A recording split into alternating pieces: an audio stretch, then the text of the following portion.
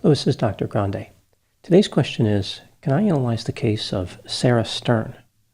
Just a reminder, I'm not diagnosing anybody in this video, only speculating about what could be happening in a situation like this.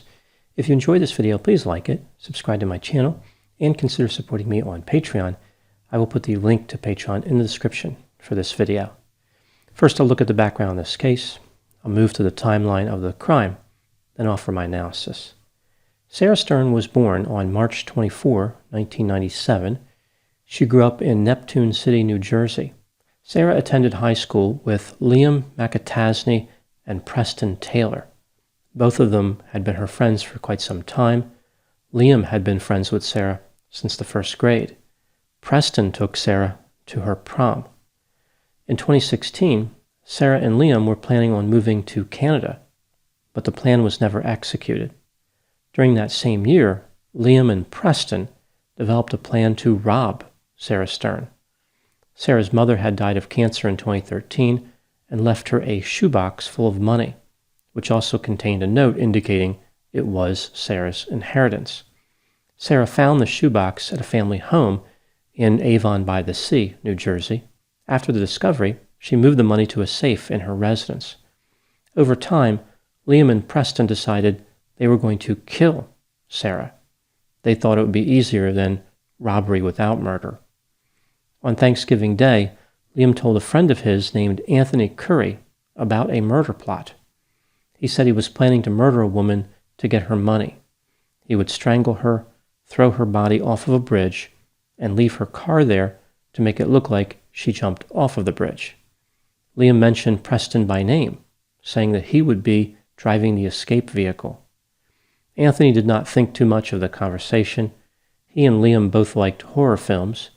Anthony just figured Liam was being creative, like making up a plot to a horror movie. After this, Anthony moved to Brooklyn, New York, to make horror movies. He became a filmmaker. Before moving to the timeline of the crime, let's hear a word from today's sponsor, NordVPN. NordVPN is the fastest VPN out there, as confirmed by speed tests.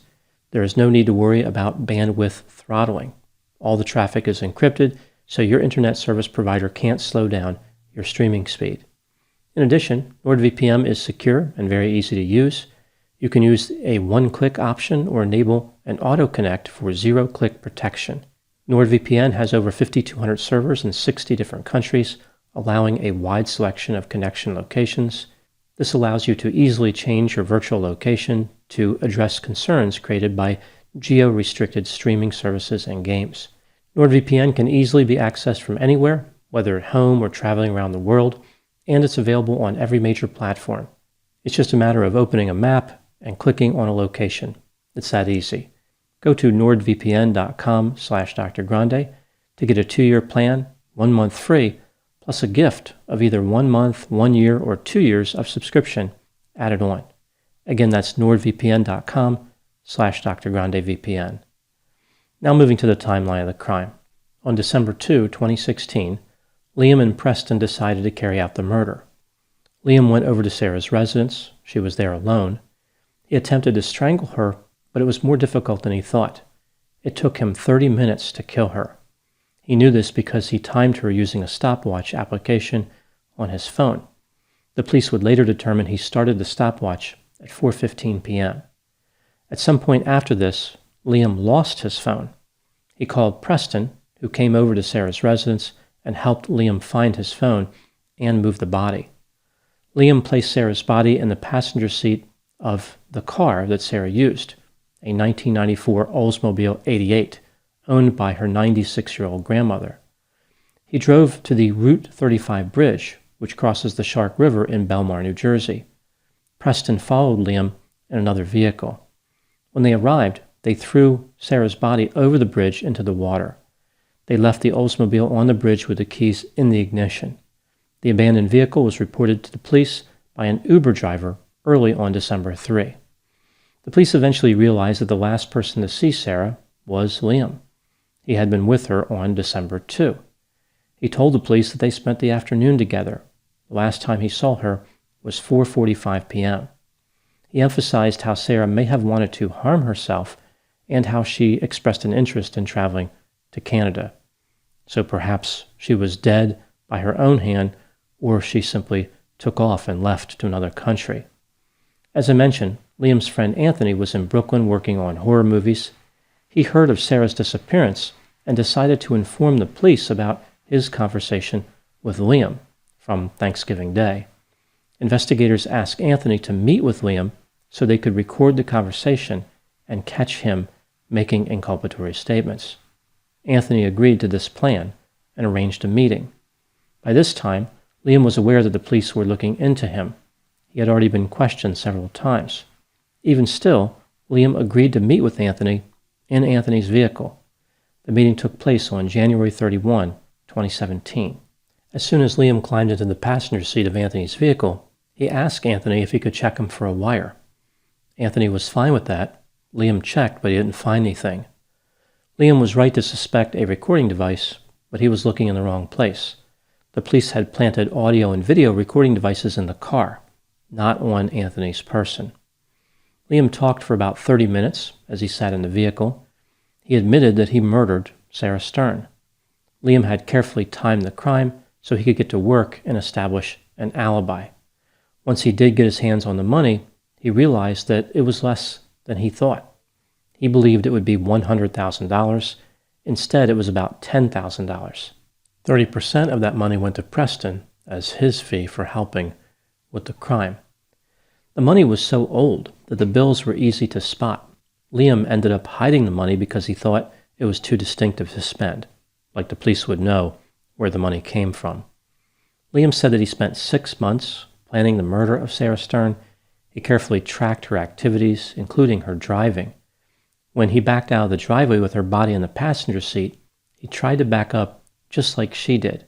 He had watched her back out of the driveway many times. Near the end of his confession to Anthony, he said that he didn't feel any differently, like he was disappointed that committing murder wasn't as joyful as he expected. The police arrested Liam and Preston the next day. Preston agreed to a plea deal where he testified against Liam. He pleaded guilty to robbery, conspiracy to commit robbery, and disturbing or desecrating human remains. Preston was sentenced to 18 years in prison. Liam was tried for murder, robbery, and other charges.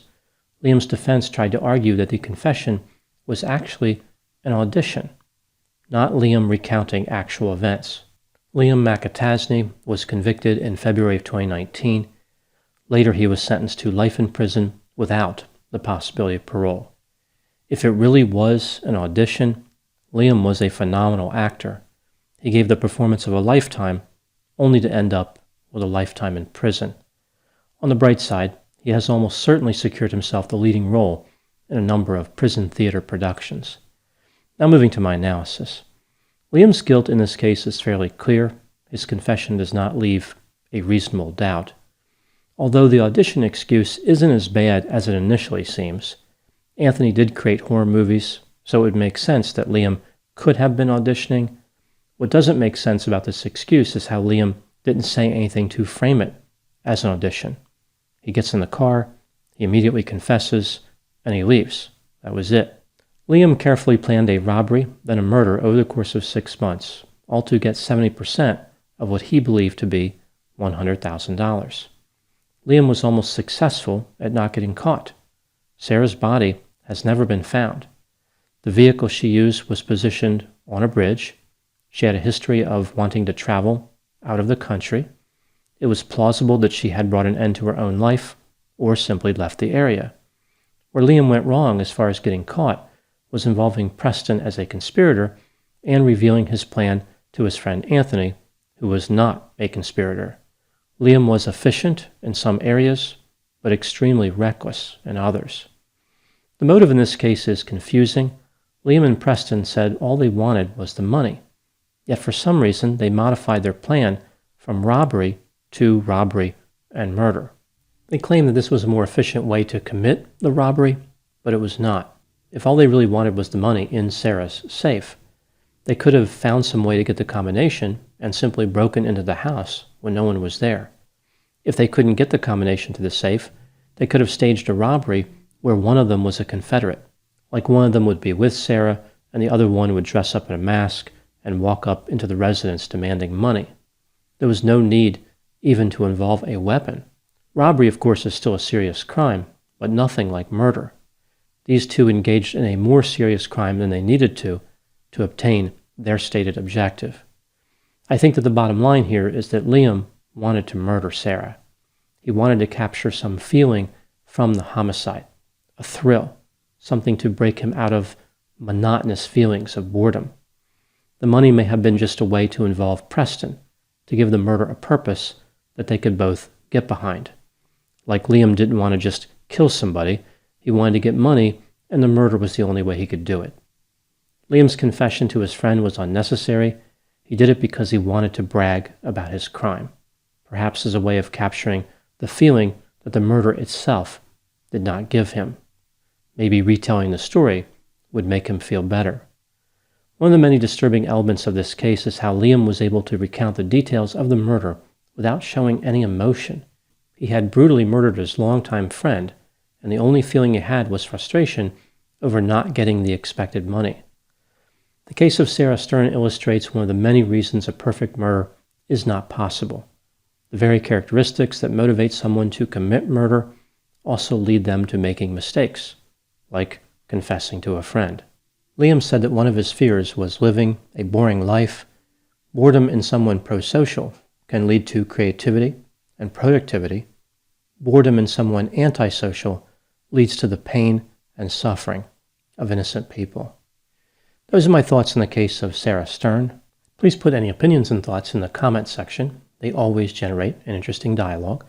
As always, I hope you found my analysis on this topic to be informative. Thanks for watching.